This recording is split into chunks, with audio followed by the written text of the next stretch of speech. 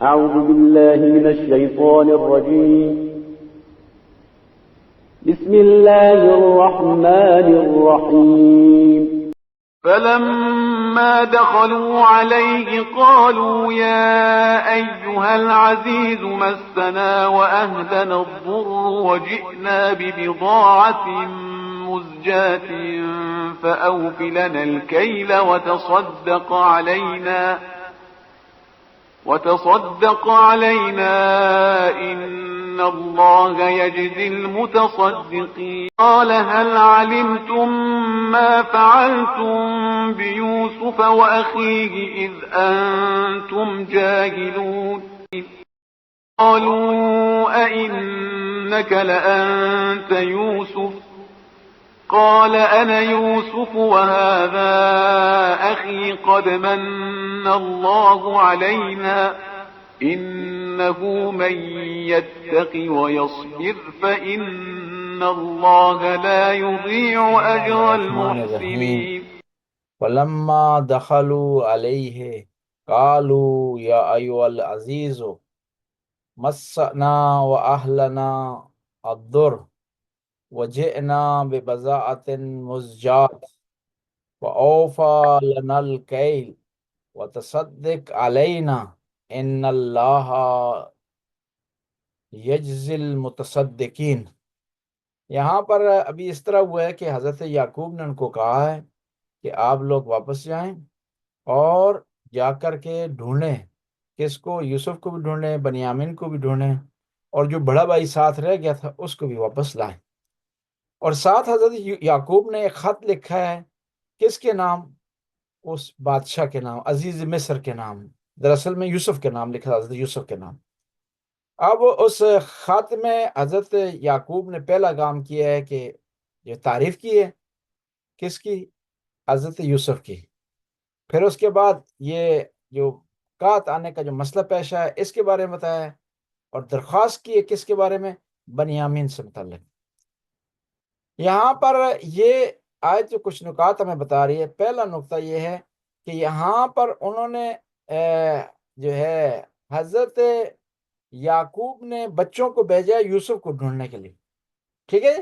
یعنی اس ٹرپ کا مقصد صرف اور صرف کہ یہ تھا کہ وہ یوسف کو ڈھونڈیں، بنیامین کو ڈھونڈیں، لیکن انہوں نے آ کر پھر اپنی کہانی ڈال دی۔ فلما دخلوا علیہ، جب وہ یوسف کے پاس پہنچے، قالوا یا ایھا العزیز، اے بادشاہ، مسنا و اہلنا الضر، کہ ہمیں اور ہمارے خاندان کو بڑی مشکل پیش آ گئی ہے قحط کے حوالے سے، وجئنا ببضاعۃ مزجاہ، اور ہم کم پیسے لائے ہیں، کس کے لیے؟ گندم لینے کے لیے۔ وَأَوْفَ لَنَا الْكَيْلَ، لیکن تم نے مہربانی کرنی ہے، ہمارے پیسوں کو نہیں دیکھنا، تم نے کیا کرنا ہے؟ پورا سامان ہمیں دینا ہے۔ وَتَصَدِّقْ عَلَيْنَا، ہم پر مہربانی کرنی ہے۔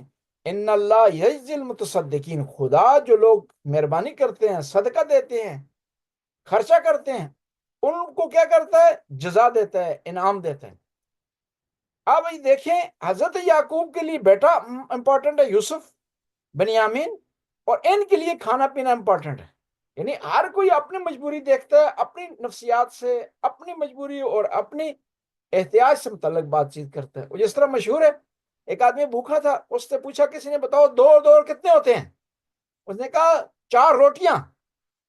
یعنی وہ پوچھ رہا ہے اس سے دو دو کتنے ہیں، یہ اس نے اپنی درمیان میں وہ کیا ہے، مشکل بتا رہا ہے۔ یہاں پر بھی کیا ہوا کہ حضرت یعقوب نے بھیجا ہے کہ تاکہ بنیامین کو واپس لائیں۔ اب ان کو چاہیے تھا کہ آ کر ریکویسٹ پیش کرتے کہ ہمارا بنیامین بھائی بے گناہ ہے، بے آسرا ہے، والد صاحب پریشان ہیں، بیمار ہیں، مشکلات کا شکار ہے ہمیں، لہٰذا آپ کیا کریں، بنیامین کو واپس پلٹائیں۔ لیکن انہوں نے جا کر پھر دوبارہ اپنی ضرورت وہاں پر پیش کی ہے۔ اور یہی دیکھیں نا، اس آیت میں کیا ہوا، یا ایھا العزیز، اے عزیز۔ عزیز کے 2 معنی ہیں، عزیز ایک جو ٹائٹل تھا وہاں کے وزیر خوراک کا، یہ مراد ہے، دوسرا مراد یہ ہے کہ اے عزت والے، اے کرم والے، اے مہربانی والے۔ یعنی دیکھیں خدا کتنا کریم ہے۔ یہی وہ لوگ تھے جو یوسف کو ذلیل کرنا چاہتے تھے، خدا نے اسے عزیز بنا دیا۔ یعنی اس سے درس ہمیں ملتا ہے کہ لوگوں کی عزت بےعزتی باتوں سے متعلق نہ سوچا کریں، پریشان نہ ہو، ٹینشن کے شکار نہ ہو کہ لوگ کیا کہیں گے۔ جب دیکھیں کہ خدا کی بارگاہ میں کام جائز ہے، حلال ہے، آپ جو کر رہے ہیں ٹھیک کر رہے ہیں، تو لوگوں کی پرواہ نہ کریں، خداوند تعالیٰ کے حکم کی پرواہ کریں. تو وہ لوگ اگر آپ کو ذلیل کرنا چاہیں گے تو آپ جب خدا چاہے گا تو آپ عزیز ہو جائیں گے. اور پھر یہاں کا ایو العزیز و مسنا، یہاں پر ایک اور نقطہ بھی بیان کیا جا رہا ہے کہ جب آپ کسی سے ریکویسٹ کریں تو ریکویسٹ میں یہ ہے کہ پہلے سب سے پہلے کہ اس کی تعریف کریں، اس کی ثنا بیان کریں، اس کو اپریشیٹ کریں، پھر ریکویسٹ کو اپنے اس کے سامنے پیش کریں. جس طرح دعا کمیل میں امیر المومنین نے جب دعا شروع کی، پتہ کس طرح شروع کی؟ اللہم انی اسألک برحمتک اللتی وسعت کل شیء، کہ اے وہ خدا جس کی رحمت ہر چیز پر حاوی ہے، وبقوتک اللتی قہرت بہا کل شیء، اور تجھے قسم دیتے ہیں خدایا، تجھے واسطہ دیتے ہیں تیری اس قوت کا جو ہر چیز پر حاوی ہے، وخضع لها کل شیء، اور تیری ہر اس قوت پر ہر چیز خاضع ہے. یا جس طرح امام حسین کی دعا ہے، یعنی ائمہ ہمیں دعا کرنے کا طریقہ سکھا رہے ہیں، یہ آیت بھی ہمیں سکھا رہی ہے کہ پہلے آپ نے کیا کرنا ہے، جس کی بارگاہ میں درخواست پیش کر رہے ہیں اس کی تعریف کریں، اس کو تجلیل کریں. اس طرح خدا کی بارگاہ میں جب درخواست پیش کر رہے ہیں، دعا کر رہے ہیں، تو آپ سٹارٹ یہاں سے لے کے کہ اللہ کی ثنا کریں، اس کی تعریف کریں، اس کی حمد کریں. جس طرح امام حسین دعا عرفہ میں ارشاد فرماتے ہیں الحمدللہ الذی لیس لقضاء دافع ولا لعطاء ایمان ولا کسنہ سن سان هو الجواد الواسع. مانگ رہے ہیں، کیا کہہ رہے ہیں کہ پروردگار تو ایسا سخی ہے جس کی سخاوت کا کسی کے ساتھ موازنہ نہیں کیا جا سکتا. فطر الاجناس بالبدایا واتقنا بحکمتہ الصنایا. خدایا میں تیری بارگاہ میں مانگنے کے لیے آ گیا ہوں اس لیے کہ تو تیری تیری صنعت، تیری مخلوق، تیری بنائی ہوئی چیزیں ایسی ہیں کہ کوئی اور بنانے والا ایسی چیزیں نہیں بنا سکتا. بس پہلی شرط یہ کہ جب کسی سے آپ مانگ رہے ہوں تو اس کی تجلیل کریں، اس کی تعریف کریں، ثنا کریں. پھر اس کے بعد کیا کریں؟ اپنی ضرورت کو بیان کریں. کہا ایو العزیز، اے مہربان عزت والے، مسنا و اہلنا الضر، ہم اور ہمارے خاندان والے پریشانی کے شکار ہیں. یہ درخواست پیش کی جا رہی ہے. اور پھر بعد میں کیا؟ وہ جئنا ببضاعت مزجات، ہم پریشانی کے شکار ہیں، ٹینشن کے شکار ہیں، لیکن جو ہم خرچہ لائے ہیں، پیسے لائے ہیں، قیمت لائے ہیں، وہ بہت کم ہے. اور اسی سے ایک اور نقطہ بھی آپ کی خدمت میں عرض کروں کہ جب خدا کی بارگاہ میں پیش کریں نا اپنی درخواست، خدا کی ثنا کریں اور اس کے بعد اپنی مشکل بیان کریں، اور اس کے بعد یہ بتائیں خدایا ہم کرم مانگنے کے لیے آئے ہیں لیکن مقابلے میں کچھ چیز لا نہیں سکے، تیری رحمت کے مقابلے میں ہمارے اعمال کچھ نہیں ہیں، تیرے کرم کے مقابلے میں ہمارے اعمال کچھ نہیں ہیں. جس طرح یہاں پر یعقوب علیہ السلام کے بیٹوں نے کہا کہ ہم مشکل کے شکار ہیں لیکن چیز چاہتے ہیں مکمل، لیکن وہ مکمل چیز کی قیمت ہمارے پاس نہیں ہے. ہم بھی خدا کی بارگاہ میں عرض کر سکتے ہیں خدایا ہم تیرے انعام کے، کرم کے، تیری فضل کے ہم محتاج ہیں، لیکن اس کے مقابلے میں معاملہ نہیں کر سکتے ہم. کیوں؟ تیرا کرم حد سے زیادہ ہے، تیری بخشش حد سے زیادہ، اس کے مقابلے میں ہمارے اعمال نہیں ہیں، یہاں بیلنس نہیں ہے ہماری جو ادا کرنے والی قیمت ہے اس کے درمیان اور تیرے جزا کے درمیان. لیکن پھر بھی تیری بارگاہ سے ہم مانگتے ہیں. اور پھر یہاں ایک اور نقطہ ہے کہ کیا کہا انہوں نے؟ وَأَوْفَ لَنَا الْكَيْلَ وَتَصَدَّقْ عَلَيْنَا، کہ کیا ہم پر مہربانی کریں، ہمیں پورا سامان دیں. آگے موٹیویشن کے لیے کہا ان اللہ یجزی المتصدقین، خدا جزا دیتا ہے صدقہ دینے والوں کو. یعنی آپ جب کسی سے چیز مانگ رہے ہوں ضرورت کو بیان کریں، اس کی رسپیکٹ کریں، اپنی مشکلات بیان کریں، اور پھر ساتھ ساتھ ایسا جملہ کہیں تاکہ سامنے جو آدمی آپ کے کھڑا ہے جس سے ریکویسٹ کی جا رہی ہے اس کے اندر موٹیویشن آئے، وہ آپ کو دے سکیں. یہ کبھی نہیں ہو سکتا کہ آپ جائیں چیز بھی مانگیں اور اکڑ دکھائیں، کوئی آپ کو عطا نہیں کرے گا. اس میں ایک آدمی ہے مثال کے طور پر خدا کی بارگاہ میں کھڑا ہوتا ہے، خدایا میں نے بہت زیادہ نمازیں پڑھ لی ہیں، میں نے سارے رمضان کے روزے رکھے ہیں، شب قدر کو میں جاگتا رہا ہوں، مجھے کچھ نہ کچھ دو. خداوند تعالیٰ ارشاد فرمائے گا وہ جو تم شب قدر کو جاگتے رہے ہو ریاکاری کرتے رہے، جو تم نے روزے رکھے ہیں نا وہ اپنی مشکلات حل کرنے کے لیے رکھے، یہ غریب کو جو تم نے پیسے دیے ہیں نا اس لیے دیے ہیں تاکہ معاشرے میں، گاؤں میں، شہر میں تمہاری شہرت ہو جائے. بس ہم خدا کی بارگاہ میں جو اعمال ہم بجا لاتے ہیں وہ کہیں بھی کہیں نہ کہیں اس میں کوئی نقص اور اس میں کمی جو ہے وہ پائی جاتی ہے. اور یہاں پر کیا فرمایا؟ فلما دخلوا علیہ، جب وہ پہنچے کس کے پاس؟ یوسف کے پاس. قالوا یا ایھا العزیز مسنا و اہلنا الضر، ہم اور ہمارے خاندان والے مشکلات کے شکار ہیں، وجئنا ببضاعت، مشکلات کے شکار ہے، گندم ہمیں پوری چاہیے، ہمیں زیادہ ضرورت ہے، لیکن کیا ہے، ہم کیا کم لائے ہیں۔ کون سی چیز کم لائے ہیں؟ پیسے، قیمت۔ وَأَوْفَ لَنَا الْكَيْلَ، لیکن آپ نے گندم ہمیں پوری دینی ہے، وَتَصَدِّقْ عَلَيْنَا، اور یہ پوری جو گندم آپ جو میں دے رہے ہیں ہماری قیمت کے مقابلے میں نہیں ہے، یہ آپ کی طرف سے احسان ہے، نیکی ہے، مہربانی ہے، لطف ہے آپ کی طرف سے۔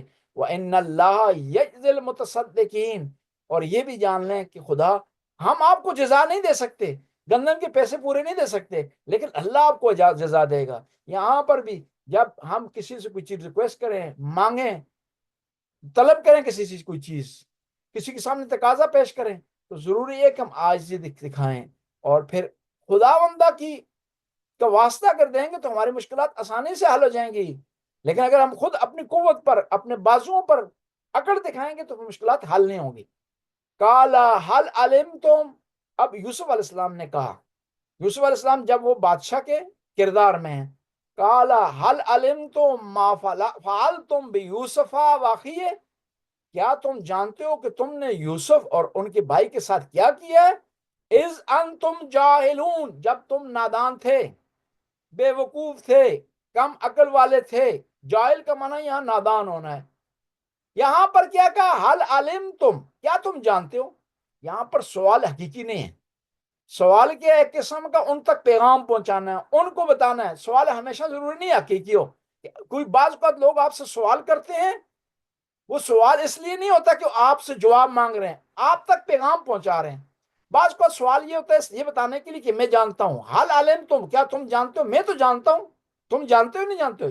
حتماً ضرور جانتے ہو کہ تم نے یوسف کے ساتھ برا کیا ہے، اس کے بھائی کے ساتھ برا کیا ہے، تم ضرور جانتے ہو، صرف سوال اس لیے کیا جا رہا ہے تمہیں بتانے کے لیے۔ اور پھر سوال کا ایک اور معنی بھی ہوتا ہے کہ یہ جو تم نے کیا ہے نا یوسف کے ساتھ اور ان کے بھائی کے ساتھ، یہ اچھا کام نہیں کیا۔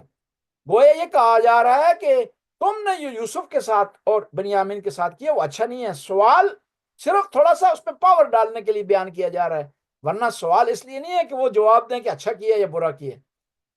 پھر دوسرا یہاں پر سوال یہ کیا جا رہا ہے، کالا حل علمتم ما فعلتم بیوسف واخیہ، اس سوال اس لیے کیا جا رہا ہے تو بنیامین جو یوسف کے پاس بیٹھا ہوا پریشان نہ ہو جائے، ٹینشن کا شکار نہ ہو جائے۔ اسے بتایا جا رہا ہے کہ تم نے چوری نہیں کی، تم نے کوئی برا کام نہیں کیا، غلطی ان کی ہے، اور یہ جو غلطی، اس غلطی سے متعلق یہ پہلے یوسف کو انہوں نے کیا یوسف کو جو ہے نقصان پہنچانے کی کوشش کی ہے، اب اس کے بعد بنیامین کو نقصان پہنچانے کی کوشش کی ہے۔ اور پھر کالا حل علمتم ما فعلتم بیوسف واخیہ، کیا تم جانتے ہو کہ تم نے یوسف اور کس کے ساتھ، اس کے بھائی کے ساتھ کیا اذ انتم جاہلون، اور ساتھ ایک پیارا جملہ کہہ دیا، پریشان نہیں ہونا بھائیو، ٹینشن کا شکار نہیں ہونا، اب تم ٹھیک ہو گئے، اس وقت تم نادان تھے۔ یعنی ان کو حوصلہ دیا جا رہا ہے کہ یہ نہ ہو یہ پریشان ہو جائیں کہ پہلے بنیامین کو پکڑا ہے یوسف نے، اب ہمیں پکڑے گا، ہمیں سزا دے گا۔ کہا نہیں، تم نے غلطی کی ہے، مسٹیک کی، مجھے کنویں میں ڈالا، میں نے مشکلات برداشت کی، پھر تم نے الزام لگایا مجھ پر، میرے بھائی پر، پھر اپنے بابا کو تم نے برا بلا کہا، ساری چیزیں کیوں ہوئی ہیں؟ تم نادان تھے۔ اور جو آدمی نادان ہوتا ہے، غلطی جو اگر کر لے تو اس کی غلطی کی معافی کی گنجائش ہوتی ہے اس کی غلطی میں، وہ آدمی اس کو معاف نہیں کیا جا سکتا جو جان بوجھ کر کرے اور عقل دکھائے۔ تم ابھی بیچارے ہو گئے ہو، مشکلات کے شکار ہو، تو اور تم نے کیا بھی جان بوجھ کر کے نہیں ہے، تو اب تمہیں معافی مل سکتی ہے۔ اور یہ دیکھیں نا، کالا حل علمتم ما فعلتم بیوسف، یعنی دیکھیں اتنی مدت گزر گئی، 30 سے زیادہ سال کا عرصہ گزر گیا، اب بھائی یہ سوچ بھی نہیں سکتے تھے کہ ان کے گناہ ان کی آنکھوں کے سامنے آ جائیں گے۔ یعنی یہ بتایا جا رہا ہے کہ انسان اپنے گناہوں پر گمانڈ نہ کرے، یہ نہ سمجھے کہ غلطی ہو گئی ختم ہو گئی، نہیں، کسی وقت بھی اس کا فائل کھل سکتی ہے، جس طرح یوسف کے بھائیوں کی فائل کھل گئی۔ اتنا عرصہ گزر گیا، یہ گمان ہی نہیں کر سکتے تھے کہ یوسف ان کے سامنے آ جائے گا اور ان کے سامنے یہ چیزیں ساری کھل کر آ جائیں گی اور بیان کی جائیں گی۔ اور پھر یہاں پر ایک اور چیز نقطہ ہے، کالا حل علمتم ما فعلتم، صرف اتنا اشارہ کیا انہوں نے، تفصیل نہیں بیان کی یوسف نے کہ تم نے کیا کیا۔ بہانے سے مجھے اپنے گھر سے تم لائے، کنویں میں تم نے پھینک دیا، تم نے والد کو برا بلا کہا، اتنے بیان کیے، صرف کہا، اشارہ دیا کہ حال علم تم جانتے ہو کہ تم نے کیا کیا، تاکہ دوسرے جو لوگ وہاں کھڑے ہیں نا ان کے سامنے ان کی عزت اور برہم رہ جائے، ان کو علم بھی ہو جائے کہ یوسف سب کچھ جانتا ہے، اور ساتھ ان کی بےزتی بھی نہ ہو۔ جو لوگ کرم والے ہوتے ہیں، مہربانی والے ہوتے ہیں، بڑے خاندان والے ہوتے ہیں، اصیل ہوتے ہیں، خاندانی ہوتے ہیں، وہ حتیٰ مجرم کو بھی باور نہیں کراتے کہ وہ مجرم ہے۔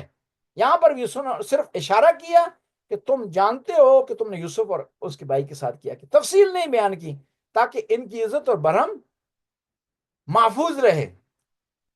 اور یہی آیت ہمیں بتا رہی ہے کہ جو آدمی خاندانی ہوتے ہیں، پاور ملنے کے بعد وہ کسی پر زیادتی نہیں کرتے، ظلم نہیں کرتے، حتیٰ اپنے حق سے گزر جاتے ہیں۔ یہاں پر یوسف ان کو سزا دے سکتے تھے، ان کو گرفتار کر سکتے تھے، ان سے بدلہ لے سکتے تھے، لیکن حضرت یوسف علیہ السلام نے ان سے بدلہ نہیں لیا، صرف اشارہ کیا تاکہ ان کو بتایا جا سکے کہ کیا معاملہ ہے۔ اور یہ جو نیک لوگ ہوتے ہیں نا وہ اسی طرح کرتے ہیں۔ ایک واقعہ ہے اس کا قوم کا، ایک مجتہد تھے۔ ایران میں اس طرح ہوتا ہے کہ لوگ مجتہدین کو آ کر خمس دیتے ہیں، پیسے دیتے ہیں، پھر فقیر لوگ، غریب لوگ ان کے پاس آ کر ان سے مدد مانگتے ہیں۔ ایک مجتہد تھے، ان کے جو ہے وہ دفتر میں ایک آدمی آیا، اس نے کہا کہ میری زوجہ حاملہ ہے، ڈیلیوری ہونے والی ہے، آپ میری مدد کریں۔ تو مجتہد نے جتنا ان کے پاس پیسے تھے اس کی مدد کی، وہ چلا گیا، اور رش ہوتی تھی، بھیڑ لگی ہوتی تھی مجتہد کے دفتر۔ ایک دفعہ پھر آ گیا ہو، دوبارہ اس نے آ کر کہا کہ میری بیوی جو ہے وہ حاملہ ہے، پریگننٹ ہے، ڈیلیوری ہونے والی ہے، آپ میری مدد کریں۔ پھر لے کر چلا گیا، تیسری دفعہ پھر آگے لے کر چلا گیا، چوتھی دفعہ جب وہ آیا نا لینے کے لیے تو مجتہد نے اس کو پیسے دیے، سینے سے لگایا اور کان میں کہا ایسی بیوی جو ہر ہفتے بچہ پیدا کرتی ہے اس کی قدر کرو، اس کو اگنور نہ کرو، اس کا بڑا خیال کرو۔ یعنی اس کو بتا دیا کہ یہ نہ سمجھنا کہ تم نے مجھے دھوکہ دے دیا اور مجھے پتہ نہیں ہے، مجھے پتہ ہے لیکن میں کرم کر رہا ہوں، ان لوگوں کے سامنے تیری آبروریزی نہیں کر رہا ہوں اور تجھے خالی ہاتھ نہیں پلٹا رہا ہوں۔ خداوند تعالیٰ بھی ہمارے اعمال سے، ہمارے کردار سے، ہمارے رویے سے آگاہ ہے، پھر بھی کرم کرتا ہے، پھر بھی رحم کرتا ہے، پھر بھی ہمیں نوازتا ہے۔ اب اگلی آیت کی طرف آتے ہیں جی۔ قَالُوا أَإِنَّكَ لَأَنْتَ يُوسُفَ، بھائیوں نے کہا کیا تو یوسف ہے؟ قَالَ أَنَا يُوسُفُ، جی ہاں میں یوسف ہوں، هَذَا أَخِي، اور یہ بنیامین میرا بھائی ہے، قَدْ مَنَّ اللَّهُ عَلَيْنَا، خدا نے ہم پر مہربانی کی، ہم پر احسان کیا ہے، إِنَّهُ مَنْ يَتَّقِ وَيَصْبِرْ، جو آدمی بھی تقوی اختیار کرتا ہے اور صبر کرتا ہے خدا اس پر احسان کرتا ہے۔ فَإِنَّ اللَّهَ لَا يُضِيعُ أَجْرَ الْمُحْسِنِينَ، خدا جو لوگ نیک ہوتے ہیں، احسان کرنے والے ہیں، ان کا اجر ضائع نہیں کرتا۔ یہاں پر کیا کہا؟ قَالُوا أَإِنَّكَ لَأَنْتَ يُوسُف، انہوں نے کہا کہ کیا یوسف ہے؟ اب کیوں انہوں نے کہا؟ اب اس طرح ہوا کہ فوراً جب یہ بات کی نا حضرت یوسف نے کہ تم جانتے ہو کہ تم نے یوسف اور ان کے بھائی کے ساتھ کیا، کہ ان کے ذہن میں ایک پچھلی فلم چل پڑی۔ پچھلی فلم کیا چل پڑی؟ کہ یہ آدمی ایسا آدمی ہے، اس نے کیا کیا، جب پہلی دفعہ ہم آئے ہیں اس نے کہا کہ بنیامین کو ہمارے ساتھ لاؤ، پھر بنیامین کو اس نے چوری کے بہانے روک لیا، اور پھر جب دوسری دفعہ اس نے کیا، پورے پیسے ہم سے نہیں لیے۔ یہ ساری فلم ان کے ذہن میں آئی تو ان کے ذہن میں ایک شک پیدا ہوا کہ ایسا تو نہیں ہے کہ یہ یوسف ہے۔ بس انہوں نے اس شک کا اظہار کر دیا کہ یوسف، تو یوسف ہے۔ تو پھر یوسف علیہ السلام نے بے دھڑک کھل کر کے بیان کر دیا، قال انا یوسف، میں یوسف ہوں، وہذا اخی، یہ میرا بھائی ہے۔ اب یہ آیت بتا رہی ہے کہ پہلا نقطہ یہ بتا رہی ہے کہ انسان حوادث کے مختلف واقعات کے گزرنے کے باوجود بھی شناخت نہیں کھوتا، اس کی اصلی شناخت باقی رہتی ہے۔ یوسف علیہ السلام اتنے مشکلات سے گزرنے کے باوجود، اتنا وقت گزرنے کے باوجود بھی یوسف علیہ السلام کیا ہے، ان کی شناخت باقی رہی ہے۔ اور بھائیوں نے کیا کیا؟ مزید ان کو تفتیش کی ضرورت نہیں پڑی، مزید انہیں جانچ پڑتال کی ضرورت نہیں پڑی، انہوں نے پہلے مرحلے میں یوسف علیہ السلام کو پہچان لیا۔ اور پھر یہ آیت ایک اور بتا رہی ہے کہ یوسف علیہ السلام دیکھیں نا، وَقَدْ مَنَّ اللَّهُ عَلَيْنَا، کہ خدا نے ہم پر احسان کیا ہے۔ یہ ساری جو نعمتیں مجھے ملی ہیں، یوسف علیہ السلام بتا رہے ہیں کہ یہ میرا کمال نہیں ہے، اس میں میری اس میں برتری اور بڑائی نہیں ہے، یہ خدا کی طرف سے ہیں۔ یعنی اللہ کے جو نیک بندے ہوتے ہیں نا، جب کسی مقام پر پہنچ جاتے ہیں تو وہ اس مقام کو، اس منزلت کو، اس منصب کو اپنی طرف منسوب نہیں کرتے، بلکہ اس کو خدا کا احسان سمجھتے ہیں۔ اور پھر ایک اور چیز بھی بتا رہے ہیں اس آیت میں کہ وَمَن يَتَّقِ، جو آدمی تقوی اختیار کرتا ہے، وَيَصْبِرْ، اور صبر کرتا ہے، خدا اسے جزا دیتا ہے۔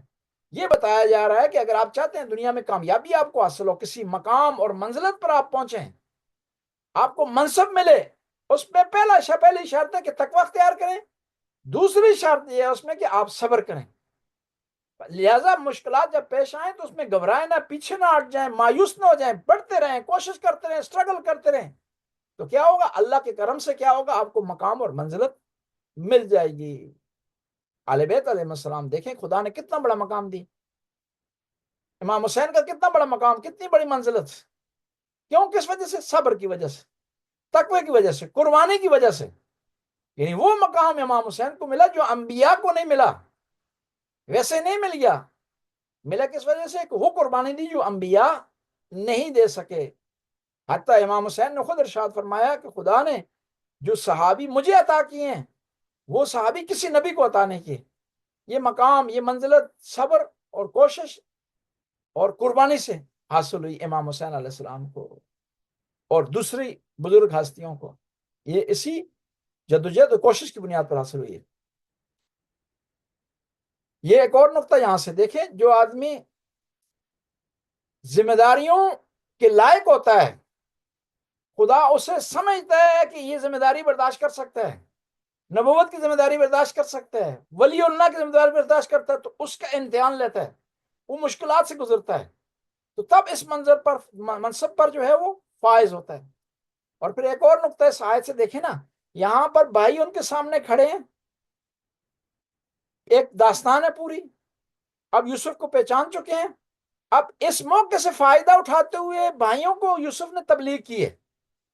کیا کہا؟ قد من اللہ علینا، یعنی دیکھیں یہ بتایا جا رہا ہے کہ آپ دیکھیں جب کوئی حساس موقع ہو نا، کوئی اسپیشل موقع ہو اور ایک حساس نقطہ ہو، آپ کے جو سامنے مخاطب آپ کو سننے کے لیے تیار ہو، تو اس موقع پر کیا کریں؟ دین کی تبلیغ کریں، دین کا پیغام پہنچائیں، آل بیت کا پیغام پہنچائیں۔ یہاں پر داستان کچھ اور چل رہی ہے، سین کچھ اور بن گیا ہے، لیکن یوسف علیہ السلام نے درمیان میں تبلیغ بھی کر لی ہے۔ کیا کہا؟ قد من اللہ علینا، کہ بھائیو یہ ساری مہربانی خدا کی طرف سے ہے، اس کی بارگاہ میں جھکو، اس کا خیال رکھو، اس کی عبادت کرو، اس کی ثنا کرو، اس کی بارگاہ میں گناہوں کی معافی مانگو۔ تم بھی چاہتے ہو یوسف جگہ جیسا بنو تو بن سکتے ہو، یہ راستہ ہے تمہیں دکھائی دیا جا رہا ہے۔ یہ اس سے نہیں بنے گا کہ یوسف کو تو کنویں میں ڈال دو، اس سے نہیں بنے گا کہ یوسف پر الزام لگاؤ، اس سے نہیں بنے گا کہ یعقوب کو برا بھلا کہو۔ اس سے یہ مقام حاصل ہوگا، کس سے؟ صبر سے، تقوی اختیار کرنے سے۔ یہ ہمیں درس دیا جا رہا ہے کہ اگر آپ چاہتے ہیں نا کہ کچھ بنے تو خدا کی قوت کا، اس کی قدرت کا اقرار کریں۔ بعض وقت ایسا ہوتا ہے کہ آپ نے پورے امتحان کی تیاری کی ہوتی، پورا مکمل امتحان کی تیاری، لیکن خدا سے مدد نہیں مانگی، اللہ سے مدد نہیں مانگی، امتحان میں اچانک وہ ساری معلومات آپ کے ذہن سے مٹ جاتی ہیں، اور اس کے برعکس آپ نے مختصر چیدہ سوالوں کی تیاری کی ہے، اتفاق سے وہی سوال آ جاتے ہیں اور سکون سے آپ لکھتے ہیں۔ کیوں؟ کہ یہاں پر آپ نے کیا کر دیا؟ اپنے کاموں کو اللہ کے حوالے کر دیا۔ اس طرح حدیث میں ہے نا کہ اول العلم معرفت الجبار، پہلا علم یہ ہے کہ اللہ کی معرفت حاصل کریں، وآخر العلم تفویض الامر علیہ، اور آخری علم یہ ہے کہ اپنے تمام کاموں کو اللہ کے حوالے کریں۔ کوشش کرنے کے بعد، کوشش، اسٹرگل جو آپ کے اختیار میں ہے نا وہ کریں، اور جو اللہ کے اختیار میں وہ اللہ کے حوالے کر دیں۔ لیکن ایسا نہیں ہوگا کہ آپ کا جو کام ہے وہ اس کو کریں نا، صرف اللہ کے حوالے کر دیں، پھر کام نہیں ہوگا، پھر آپ نہیں بڑھ سکتے، ترقی حاصل نہیں کر سکتے۔ کیوں؟ کہ اللہ تعالیٰ نے آپ کو ہتھیار دے دیے ہیں، یہ دماغ آپ کو دے دیے، صحت آپ کو دے دی ہے، آنکھیں آپ کو پڑھنے کے لیے دے دی ہیں، زبان آپ کو اس کی ریپیٹیشن کے لیے دے دی ہے، کان آپ کو سننے کے لیے دے دی ہے، اس نے سب کچھ آپ کو دے دی ہے۔ اب آپ نے ان کو استعمال کرنا ہے، صحیح طریقے سے استعمال کرنا ہے۔ استعمال کریں گے، اللہ سے مدد مانگیں تو کامیاب ہو جائیں گے، استعمال نہیں کریں گے، مدد نہیں مانگیں گے اللہ سے، تو پھر جو ہے وہ کامیابی آپ کے قدم نہیں چوم سکتی۔ یہیں پر ہم جو ہے وہ مکمل کرتے ہیں، اور کوئی سوال ہے تو خدمت میں حاضر ہیں۔